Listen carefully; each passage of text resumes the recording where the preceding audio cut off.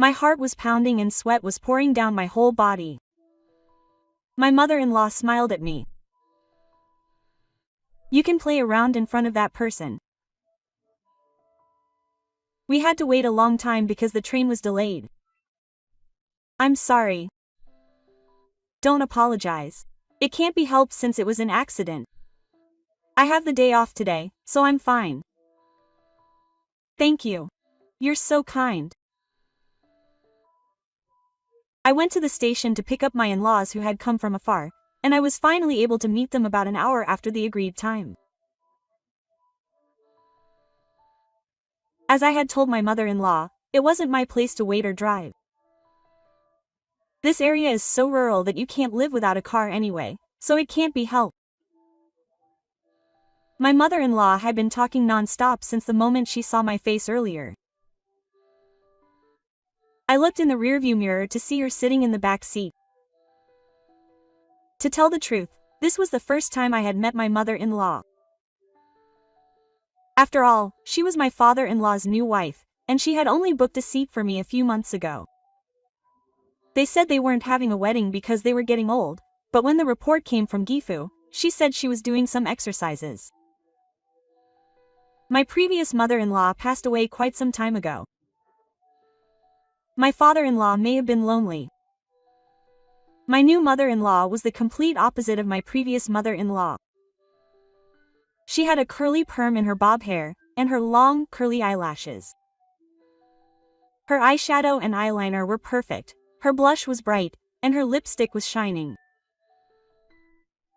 By the way, she was wearing a tight black knit sweater and a knee-length skirt with a large pendant. Unlike my previous mother-in-law, who was very neat and tidy, she was quite flashy and lively. If I were to ask myself if I would want such a flashy and busty woman as my wife, the answer would be her brain, but I think we could have a good time if we met occasionally. Thinking about it that way, I was really looking forward to the few days my in-laws would be staying at my house. I brought my parents. As my mother-in-law and I entered the house, my wife came to the door with her slippers clattering. She greeted the three of us with a big smile. But my father-in-law, who had always been quiet, only said one word in response to his own daughter. Next to her, my mother-in-law was smiling broadly. I'm so happy that we finally got to meet. I think this is the first time my mother-in-law and my wife have met, but they seem to get along well. I couldn't help but look back and forth between my wife and mother-in-law. Then my wife said something. We became friends soon after my father got married. We were talking about how we couldn't wait to meet. My mother-in-law holds my wife's hand like children do. She's a very frank person. It's good that they get along well, but this is like I'm being smeared with a smear. I looked at my father-in-law, puzzled. My father-in-law took off his shoes with a blank expression and walked down the hallway from the entrance. Could it be that he's in a bad mood? Even if he's a kind person, it's okay for him to be affectionate when he comes to someone else's house, but my mother-in-law said, don't be jealous of your own daughter. Was my father jealous? I didn't notice at all. I don't know what he's thinking, but I think it's amazing that my mother-in-law can sense my feelings from his expression. Aside from me, my wife, mother-in-law, and father-in-law were having a really good time together. It seemed like it was mostly my mother-in-law who did most of the talking, and my wife occasionally joined in, but my mother-in-law was taking care of my father-in-law in a very typical foreign way, and my parents-in-law weren't completely happy about it. If anything, my father-in-law seemed happy. My wife was watching my father with a smile. Yes, a smile. When my mother-in-law said, let's take a bath together, after dinner, he smiled without objecting. I almost screamed, but would anyone normally do something like that at their daughter's house? I thought so, but I couldn't bring myself to say it. Even I knew that it was an atmosphere where I shouldn't say anything. I felt like a Jizo statue as I saw my parents-in-law off to the bath. But when they came out of the bath, they were acting normally. They said they were tired that day and went straight to work. Then my wife took a bath by herself and went to bed early. It couldn't be helped, since she had been cleaning and making the fireplace since morning to welcome my parents-in-law. Besides, even if it was just me and my wife, there would never be that kind of atmosphere. So what should I do, left alone with my mother-in-law? Well, if I left it to her, she would probably talk on her own, but I couldn't just leave the guest and go back to my room. As I was thinking about this, my mother-in-law said she wanted to go to the convenience store. Should I bring it? Did you forget something? Can you take me there? For some reason, my mother-in-law was squirming and begging me, so I said yes. I thought maybe she had forgotten some makeup or something, but when we drove for about 15 minutes to the convenience store, what my mother-in-law bought was a thin one for nighttime sex. Could she really be planning to do it at my house? I thought about taking a bath together, but I wonder if she's planning to go all the way. I want to say that, but I can't. Are my sensibilities out of sync with this family? If I had known this would happen, I should have waited in the car while my mother-in-law was shopping. I regret going into the store with her, since she doesn't come to the convenience store very often. I drove home with an indescribable feeling. Perhaps sensing my feelings, my mother-in-law didn't say anything. It's hard to be talked to non-stop, but the silence is also tough. I was wondering what to do when the light turned red when my mother-in-law suddenly spoke to me. Do you think it's natural for a boyfriend to be with you when you get older? I'm sorry about that. I really do. That's why I was surprised when we took a bath together. But I couldn't say anything, so I just kept my mouth shut. It seemed like Rebo could see right through my thoughts, and she called me a liar. And then she suddenly lifted my skirt right there. I was shocked by her sudden action. And I was even more shocked by what I saw under her skirt. You wouldn't think she wasn't wearing anything. My heart was pounding and sweat was pouring down my body. My mother-in-law smiled at me, quote, "You can have one round in front of that guy." No, no, no. Absolutely not. Even though I thought that, I couldn't resist my desires. I drove with sweat all over my body, pulled into the parking lot of my house, and ran over to my mother-in-law in the passenger seat. She's still young. But I like him better. But I like him better. After we had sex, my mother-in-law said this as she adjusted her clothes. Is that so? I replied with a groan of disappointment.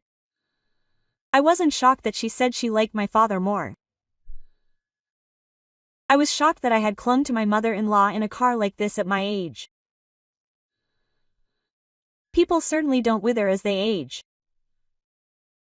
I'm just realizing that right now. My wife and father-in-law are probably asleep, and they won't know what happened tonight unless I tell them. There's no way I could tell them if I don't tell them. I regretted it so much. But even as I regretted it, I was conscious of my mother-in-law in the passenger seat. It had been a long time since we had sex, and it was wonderful. But why did my mother-in-law seem so calm? Doesn't she love my father-in-law? Those feelings must have been showing on my face again. My mother-in-law said, "It's okay. You won't know unless you tell me. To him and your wife too." She said the same thing I had thought, and my mother-in-law shrank. Maybe my father-in-law was attracted to my unrestrained nature. I think she's a bad woman. But if you're going to use that standard, I'm a bad guy too. Then why don't we do it again? Bad boys are the same whether they're bad boys or not. I gently held my stepmother's hand. I pulled my aunt's shoulder closer and covered her mouth with my lips. I thought she'd get angry, but she didn't resist at all and gently leaned her weight on me. She slipped the sash of her kimono on me. This relationship began 4 years ago. I grew up in a town where the only form of entertainment was a home improvement store. It took a 40-minute bike ride to get to that entertainment center. The internet wasn't widespread back then, so I was drawn to the glamorous world on TV and the beautiful, little-known female celebrities. I didn't feel any attraction for my rustic classmates who would go out in their tracksuits after club activities, or for the nice-looking town ladies in school uniforms who were tanned from brain training. I decided to go to university in Tokyo with the sole intention of getting out of that boring life as soon as possible. My parents frowned, but I convinced them by making excuses, saying that there were no job opportunities in the countryside. My father gave up and told me to consult my youngest brother who lived in E if I had any problems.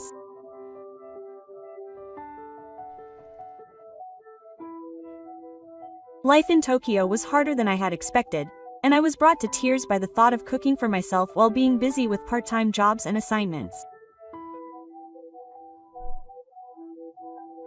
Even though I was told not to get sick, it was impossible to do so on the thin futon in the shabby apartment. My uncle developed a high fever that lasted for a week. I ended up crying to my father right away. The couple had no children, and thankfully they treated me like a son. They often treated me to meals as a poor student, and I was sometimes invited to drink with my uncle. They also gave me advice on various things, such as my studies, health, love, and employment. Above all, my aunt, who had been born and raised in Tokyo, was someone I admired at the time. I remember thinking, this is a city girl, when I first met her. She must have been well over 40, but she was petite, with long limbs and a glamorous appearance like a female Takarazuka actress. She always greeted me beautifully, smelling of perfume. Such a beautiful woman lives with my uncle in this house. I wonder what kind of nights she spends with my uncle and what kind of face she shows him. My aunt smiles at me defenselessly, unaware of my inner thoughts. I used to go to Nagata care all the time just to see my aunt. However, after about 3 years, my situation changed. I started job hunting and suddenly became very busy. My uncle and aunt quietly supported me in my busy schedule, saying it was a sign of fulfillment. On top of that, a nice girl appeared in my seminar. I was living the so-called campus life. And naturally, I started visiting my uncle and father's house less and less. About 6 months after I stopped going to my father's house, I suddenly remembered my aunt when I saw an actress in a TV drama. Thinking back, I wonder if it was a premonition. I wanted to see my aunt for no reason, so I called her house. My aunt's voice when she answered the phone was surprisingly weak.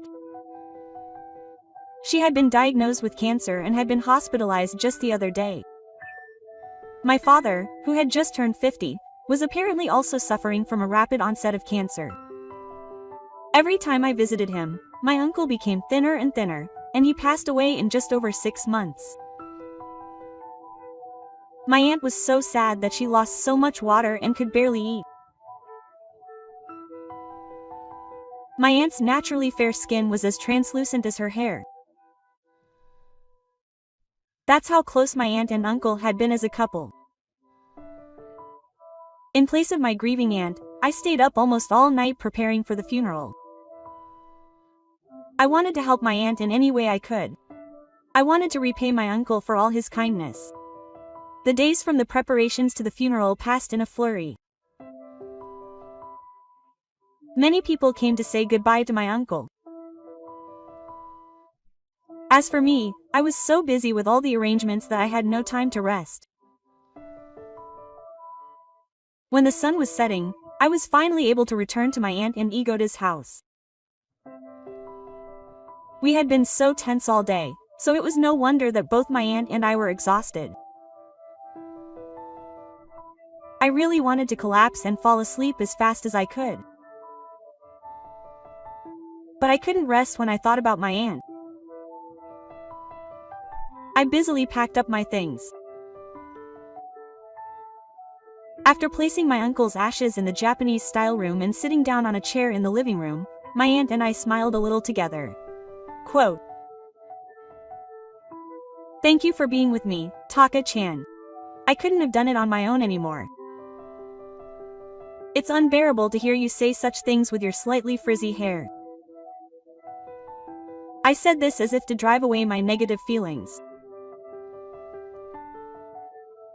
Now that the funeral has gone smoothly, why don't we have a drink to mourn our uncle as a way of saying goodbye? My aunt opened her eyes a little, then smiled and nodded. My uncle was quite a drinker, and there were many unopened bottles of shochu and sake in the house.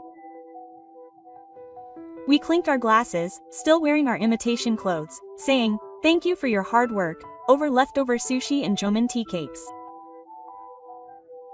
I didn't want to create a stuffy atmosphere in this house where I could feel my uncle's presence.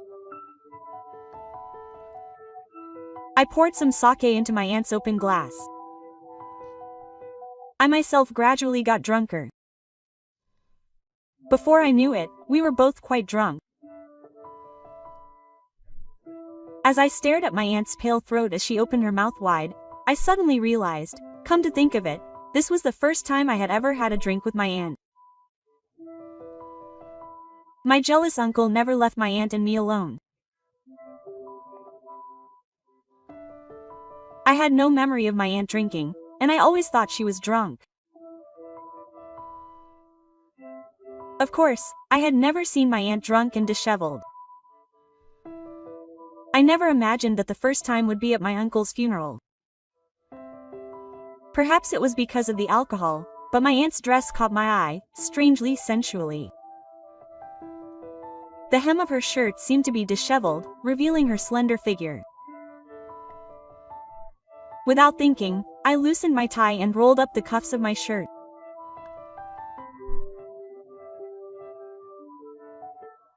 As her pale skin, which had contrasted with the black of her dress, turned cherry blossom pink and her taut back began to show, my aunt muttered, "I'm a widow now."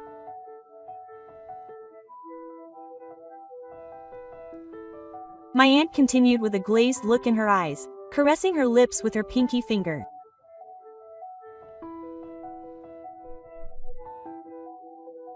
My husband and I had nothing left since long ago, but there was no one left who saw me as a woman.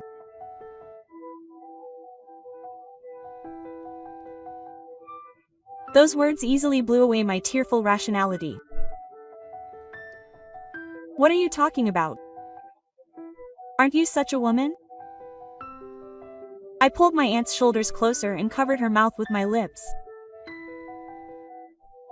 I thought she would get angry, but she didn't resist at all and gently leaned her weight on me. Then she stood up and closed the door to the Japanese-style room where my uncle's bones were placed. My aunt slipped the sash of her kimono. The next morning, my aunt said to me while wiping her hair,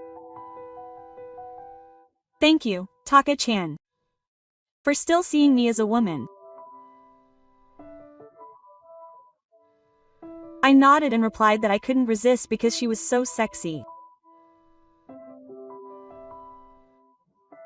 Since that day, I started visiting Igota's house frequently again. After giving my uncle a heads up, I lit a fire in my aunt.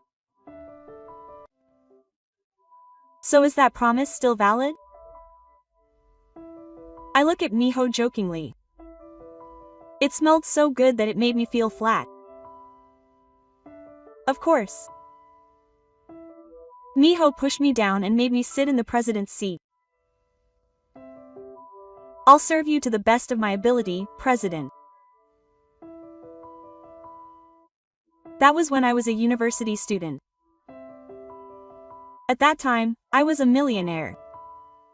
I had started a company while still a student, and although I wasn't a millionaire, I had earned enough to pay for my own tuition.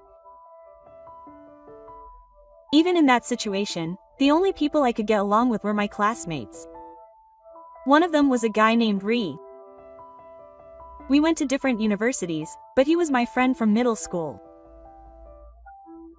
Rio's family was a single-parent household, and it seemed like they were struggling financially. However, Rio's mother was a single mother who sent her son to university all by herself. I think that's really amazing. On the other hand, Rio would say, "Sorry, lend me some money." Every time he saw me, he would ask for money. Here we go again. What are you going to use it for? I have to bring money home. But my part-time job wasn't enough. I knew Rio's family was in financial trouble, so I would lend him money whenever he asked. I didn't say anything, but I thought I didn't have to pay it back. Then one day, a female junior told me she wanted to talk to me about something. "Sasaki-san, you often lend money to Tanaka-san, don't you?" "Yeah. Because he always says he doesn't have any money." Actually, Tanaka-san uses that money to invite my colleagues out every night, and there are other bad rumors about him, like he often goes to brothels. I just can't stand it. I thought I had to tell Sasaki-san. Is that so? Thank you for telling me. I was boiling inside. Ri's mother must have worked really hard to get him through college. But Ri seems to have forgotten how grateful she is to her mother since she started college. She spends her days drinking with her club members. And she even goes to brothels. It's money I lent her out of kindness. Ri always calls me around the middle of the month to ask for money. And a few days after hearing the story from the female junior, she called me again about him. "I'm sorry. Can you always lend me money again? I've heard all sorts of things. Is it fun to play around with borrowed money?" "Oh, did I catch you?" The amount showed no remorse at all. He became even more brazen and boasted. "Well, I'll pay it back in time, so please be lenient." "Please, pay it back in time? Do you know how much you owe?" "It's about 3 million, right? Well, come on, I'll figure something out. If worst comes to worst, I'll ask you for help. So, just wait a minute." I knew that his mother worked tirelessly. She worked part-time at a supermarket during the day. Then she worked part-time at a family restaurant until late at night, and somehow managed to pay his tuition fees. I heard that she could pay it back, so I'll check to see if she could pay it back and call you later. With that, Tori, who was trembling with anger and silent, hung up the phone. A few hours later, his cell phone rang again. It was because of the amount. "I'm really sorry. What did I ask my mother for?" She said she didn't have any money, and she wouldn't wait until tomorrow. She made an appointment for the next day over the phone. Apparently she was bringing his mother. And the next day, at the appointed time, I met Tori and his mother, Miho. Although they were classmates in junior high school, this was the first time I had met both of their mothers. Miho was a slender beauty with very polite manners. However, she was wearing a shirt and sneakers that I felt were not exactly pretty. Her appearance gave off the impression that she was struggling to make ends meet. I am truly sorry. Ri bowed her head. Miho bowed her head in silence as well. There was no sense of sincerity in her eyes. I am sorry, but I have no money. So I talked it over with my mother, but she said, I don't know if you can do whatever you want with my mother and call it a severance package, but I didn't understand what she meant. Quote. Do whatever you want with her? Yes. You can have sex with her as much as you want, but you say that prostitution is bad. That's what you can do in return for repayment. Before I knew it, I had punched her. Don't mess with me. Do you have any idea how much pain your mother has gone through because of you? Miho looked at me. I could see something shining in her eyes. I don't need money. This is severance pay. Don't show your face in front of me again. Perfect. Rio silently saunters away. I really can't apologize enough. I'm so sorry. Miho tried to follow Rio, but wait. Mom, can I talk to you for a moment? Yes. Stop, Miho. I'm really sorry. Don't apologize like that. Someone like me wouldn't be in debt, would you? How could he make his own mother say such things? My anger wells up inside me again, but I hold it in and force a smile. That's not true. And I'm truly ashamed of myself as a friend. In the end, I kept lending him money, and I think I'm also responsible for this. No, that's not right. Tanaka-san, would you like to work for our company? Miho looked up in surprise. We were just looking for an office worker, and, oh, that's right.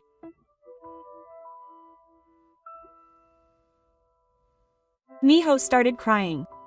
I waited for her to calm down. If you don't mind, I'd be happy to help. And that's how I ended up working with Miho.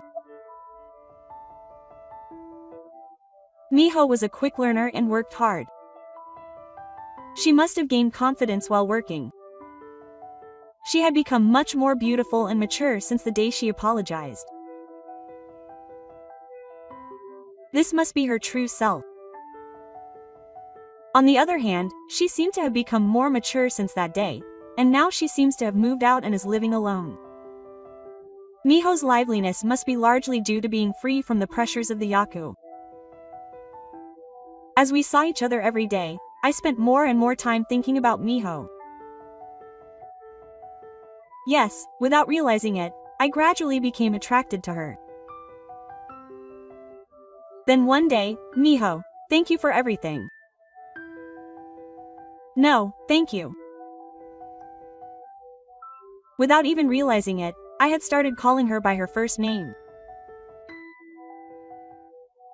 I want to apologize again, but is something wrong? I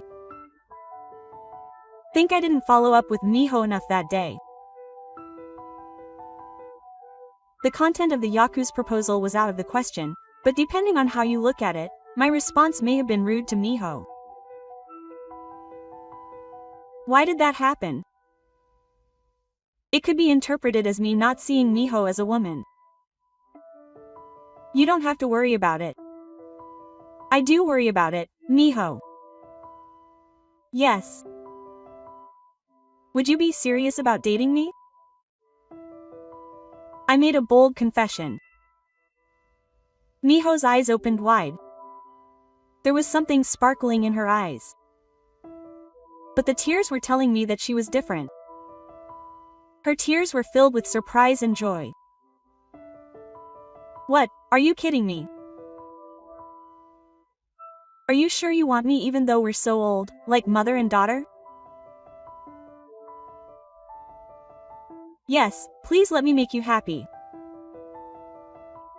The next moment, Miho jumped into my arms. We shared a passionate kiss. Miho, can I tell you something embarrassing? What is it?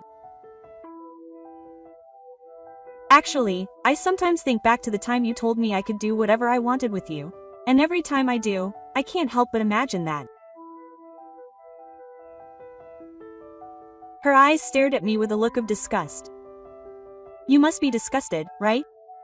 No, not at all. I'm happy.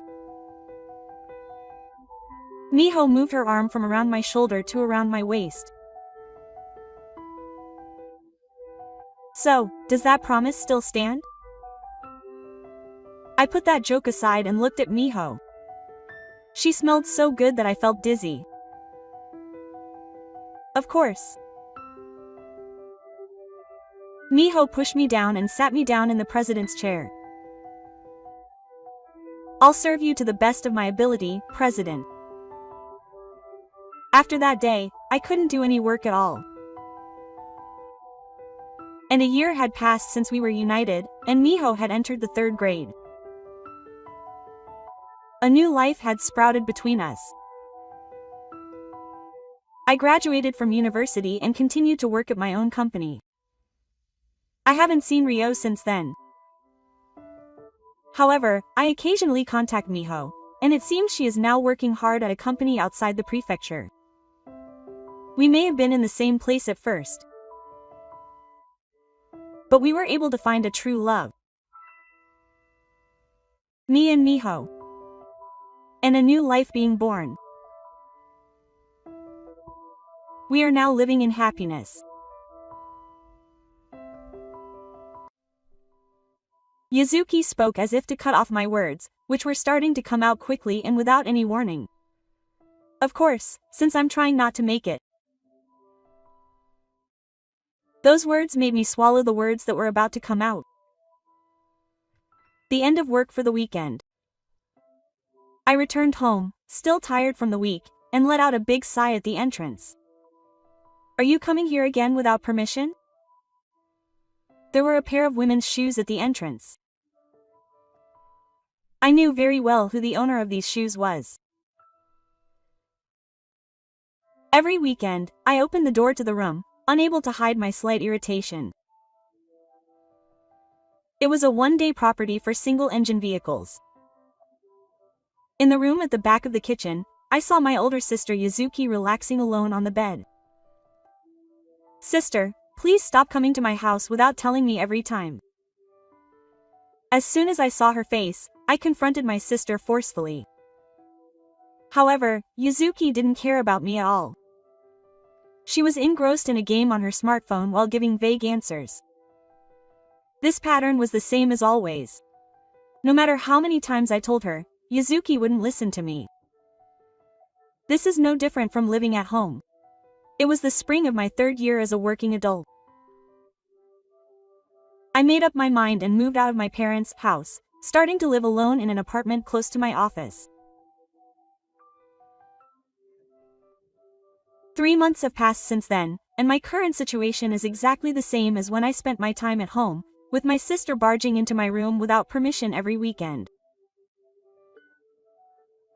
Hey, is dinner ready yet? I'm hungry. My weak and unattached sister, who flapped her bare feet, sticking out from her taupe pants and pajamas, on the bed as she made me dinner as quickly as possible. I could only sigh at her unrepentant behavior. Yuzuki knows that I'm soft on her, no matter what. I've always been someone who couldn't be tough on others. Even after 15 years of being siblings, I ended up spoiling Yuzuki. I wish I could understand the feelings of a younger brother who is being manipulated by his selfish older sister. I met Yuzuki when my mother took me out to dinner with her first husband. My parents had already divorced by the time I was old enough to understand, so I didn't really understand what it meant to be a father. A father was something that was a common sight in the happy families around me. Even though I didn't know what it meant, I yearned for it. Maybe I could have a father. I remember being taken to a hotel restaurant that I would never normally go to, with my heart puffed up with anticipation. There I met my mother's boyfriend, who would later become my father, and his companion, Yuzuki. Yuzuki was not shy and had a bright personality, so he immediately became attached to my mother and me, and soon after, the two got married. For the first time, I became a family of 4. My heart was warmed by my new family, a kind older sister who was 3 years older than me, and a father who gave me a sense of security, but as I spent more and more time with her, I began to see her true nature. She pretended to be a bright and kind person outside, but at home she was completely selfish. She was especially selfish towards me, her younger brother. She wouldn't even knock before entering my room. She would read letters I received from girls without permission and look at my cell phone. Yuzuki was always clinging to me, almost to the point of being unruly and persistent. Thanks to her, I never had a girlfriend during my school days. Words like, respect for girls, don't work on my sister. Even with guys I got close to, Yuzuki got in the way and I was dumped more than once.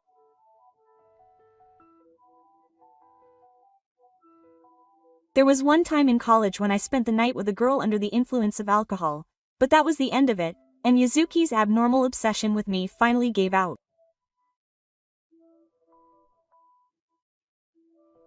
I started living alone without telling my parents or Yuzuki until the very last minute. That's why I left my house key at my parents' house so I could use it if something happened. Taking advantage of that, Yuzuki has been hanging out at my house every weekend lately. If she's hanging out like this every weekend, there's no point in living alone. Yuzuki smiles smugly at me as I vent my anger and arrange the things I bought. There's no problem with me being there since I don't even have a girlfriend anyway. Yuzuki always teases me like this. I'm at a good age now. I want to date like everyone else and eventually get married. That's why I want to cherish my own time. All I can do is frown and glare at Yuzuki. I wonder when my sister's strange sense of distance will stop. One day, a few months later, I buy 2 convenience store bento boxes, assuming that Yuzuki will be home as usual. However, when I open the front door, the room is completely silent. Even though I'm back at my own house, I feel a little lost. I wonder when was the last time I spent a weekend alone. I can't help but smile with joy at the feeling of freedom. I'm going to stay up late today and play some games for the first time in a while. With a chilled beer in hand, I'm spending a weekend night that makes my heart race for the first time in a while.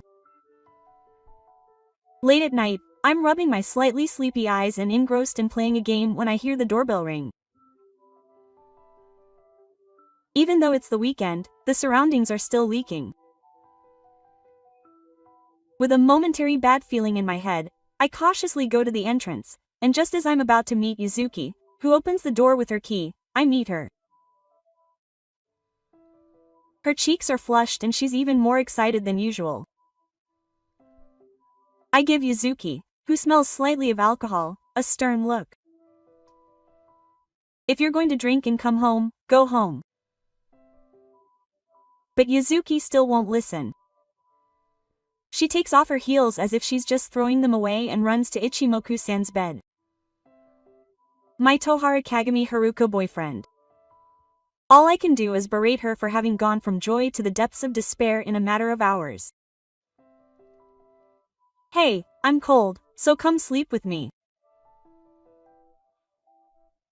Yuzuki, who had the audacity to steal my bed, now asks me to join her. Perhaps because she's drunk, Yuzuki is saying things she wouldn't normally say, and I can't hide my bewilderment. What are you shaking? Are you that immune to it? Yuzuki grins and raises his hand to me as he looks at my face, which has turned red without me noticing. His gaze, which is fixed on me with a suspicious smile, is clearly teasing. Whose fault do you think it is? It's no wonder you can't get a girlfriend if you're constantly being bothered like this. Embarrassment and regret, the frustrations that had been pent up until now explode.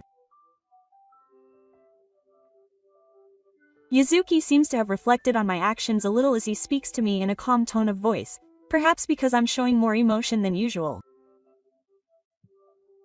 I'm sorry. But don't get so angry. I'll warm you up as an apology. Yuzuki invites me to get into bed with him as usual. I've always wondered why we're still so close as adults, even though we're siblings. Could it be that Yuzuki doesn't think of me as a member of the opposite sex? If he simply sees me as a family member, then his actions up until now make sense. Yuzuki didn't miss the slightest hint of vulnerability in my feelings. As I approached the bed, Yuzuki pulled my arm and collapsed onto it, clinging to my body. The feel of her soft skin, her slender frame, and her familiar scent stimulated my brain. Before I knew it, my body temperature had skyrocketed and my entire body was flushed red. Stop teasing people. Yuzuki continued to pound her body against my back as I desperately resisted. Even though she told me not to get weird thoughts, I couldn't help but be aware of them when we were this close. My heart was beating fast. It was pounding so loudly that it was almost annoying. I could feel Yuzuki's strength gradually fading away. I turned around cautiously and saw Yuzuki breathing peacefully. Feeling a mixture of relief and surprise, I slipped out of bed carefully not to wake her and lay down on the sofa in the living room. I wonder what I would have done if Yuzuki had come any closer. I suddenly questioned my own feelings. Perhaps I would have been carried away by the momentum. I shook my head vigorously to dispel those feelings. Yuzuki is always just teasing me and playing around. I spent the night after that incident unable to sleep. Yuzuki was still acting the same as usual, and I was the only one who was strangely conscious of her, which made me angry, but from that day on, our relationship gradually changed. I had tried to forget about that day, thinking it was just a drunken stumble, but Yuzuki started asking for excessive physical contact even when she was sober. Before I knew it, whenever she came to stay over at my place, she almost always wanted to sleep with me. I had been holding back, but I was gradually starting to feel my limit. Come on, stop it. One day, I finally raised my voice. I had been filled with unresolved feelings from all the times she had told me she liked me. Yuzuki stared intently into my eyes without saying anything. I don't know how she might think she's teasing me, but I want to be in love like everyone else, and I want to have a girlfriend. Yuzuki opened her mouth to interrupt my words, which were starting to come out quickly, as if I couldn't stand forever if we were stuck together like this. Of course, I'm trying not to. I swallowed the words that were about to come out at her words. It seems that Suzu has been intentionally preventing me from finding a girlfriend all this time. I don't want to give up my beloved little brother to anyone else. I'm enough for you. For a moment, I suspected that Yuzuki's true feelings were just an extension of her previous harassment, but the eyes she gave me were completely serious. I've been keeping a close eye on you since the beginning, making sure you didn't date other girls. All the while pretending to be mean. With that, Yuzuki clung to me and showed me the way. I was still half god, half-hearted, in the midst of this sudden confession situation. If I said that, she'd probably say it was a lie. It's true that legally, stepbrothers can get married. Even if we were to start dating seriously, there would be no obstacles, but because of what had happened up until now, I couldn't trust Yuzuki right away. You don't trust me, huh? Yuzuki muttered in a sigh and patted my shoulder. I reflexively turned around and saw Yuzuki's face there. His lips pressed against mine were soft and warm. Unlike me, who rushed to kiss him right away, Yuzuki continued to kiss me over and over again. My life was taken away by the sweet and gentle Saki's body entwined with mine, and before I knew it, I was exchanging long, hot kisses just as Yuzuki had expected. I love you. I want to make you all mine, no matter what. I couldn't help but blush at Yuzuki's possessiveness towards Fu.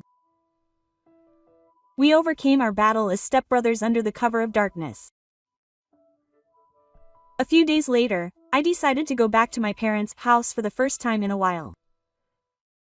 Yuzuki greeted me happily at home. Seeing how clingy he was, more than ever, my parents seemed happy, thinking that Yuzuki's unrequited love had finally come true. It seemed that everyone but me had known that she had liked me for a long time. The saying goes, life is like a life without a university degree, and I ended up getting together with Yuzuki just as Yuzuki had planned. That said, the distance between us hasn't really changed, so it's not that new, but maybe that's just how we are.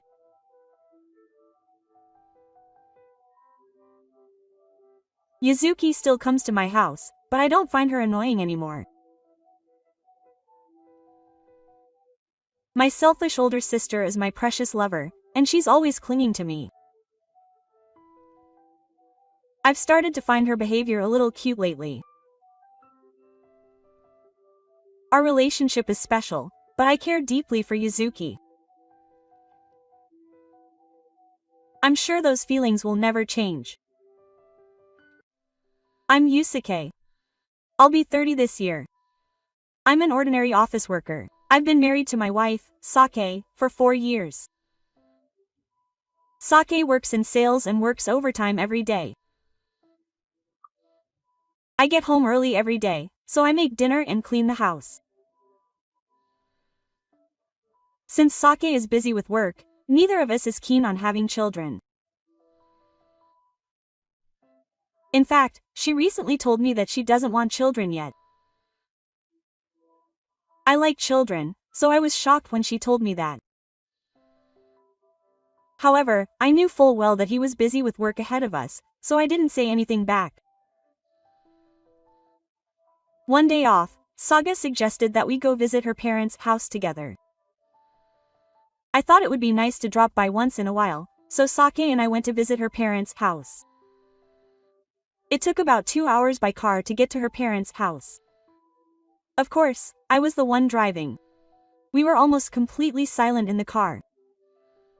She had been looking at her smartphone the whole time, replying to emails from someone. I don't know if it was a work email or an email from her mistress, but she had a feminine face while looking at her smartphone, so it was probably her mistress. Why are you grinning while looking at your smartphone? She flinched a little because I had suddenly spoken to her. I wasn't grinning at all. I was just replying to an email about work. I knew it was a lie, but I hate arguments, so I said, "Is that so?" And after that, I didn't talk to Sato at all. When we arrived at her parents' house, my mother-in-law greeted me with, "Oh, welcome back. It's been a while since we last saw Yusuke." My mother-in-law is 47 years old, but she's so pretty and beautiful that she doesn't look 47. I've never seen a beautiful 47-year-old before, so I could tell the difference the first time I saw her. My father-in-law will be 61 this year, so she's quite old when she gets married. I still don't understand why such a beautiful woman got married to a gift. My mother worked hard to make a lot of dinner tonight. A sumptuous meal was laid out on the dining table. It was full of dishes that Aki would never be able to make. My mother was probably overdoing it. But it really did look delicious. Then I heard someone coming down the stairs. "Oh, it's been a while. How have you been?" "That's my father-in-law. He's doing well. I'm glad that Dad is still in good health." "Dad, it's been a while." I still remember how nervous I was the first time I met Gift because he looked so scary. He's a nice guy to talk to, so I'm not so nervous now. While we were all eating dinner together, a call came in on Saki's smartphone. "Yes, hello, now, okay." Aki looked at me with an apologetic expression. "Sorry. There seems to have been some trouble at work, so I have to go to work now. I had to rush to the office earlier, and I was left alone." I was left alone, but thanks to my in-laws talking to me a lot, I had fun even by myself. It was supposed to be evening, but it was already 10 p.m. I drank too much, so I'm going to bed soon. I'll leave Yukari and Yusuke to you. I understand. Good night, Masahi. Gifu went back to his room and fell asleep. "Aren't you still sleepy, Yusuke? Are you okay?" "I'm not sleepy at all, so it's fine." "Mom, don't you need to go to bed?" "I'm fine." It might be strange to ask this, but how have you been lately? My mother looked at me with a worried expression. "You seem to be busy with work lately." "Well, I knew you were busy even before you got married, but that girl loves her job." "I was worried because you two hadn't talked much, wondering if you had been fighting."